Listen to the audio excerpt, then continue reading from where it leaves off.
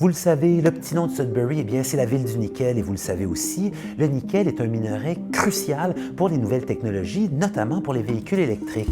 Or, chez nos voisins du Sud, eh bien, on n'entend pas venir chercher le nickel ici chez nous dans le Nord, mais plutôt au fond des océans.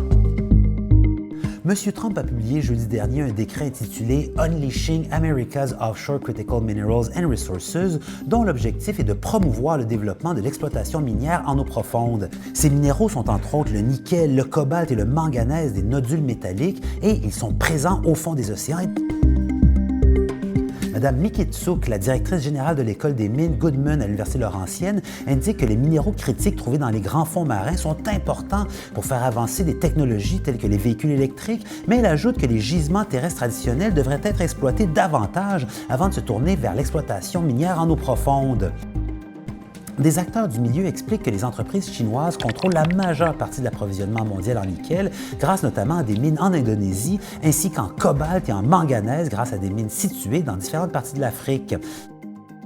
Après la signature du décret de M. Trump, le ministère chinois des Affaires étrangères a fait valoir qu'il violerait le droit international, étant donné que de nombreux gisements de minerais en eau profonde se trouvent dans les eaux internationales.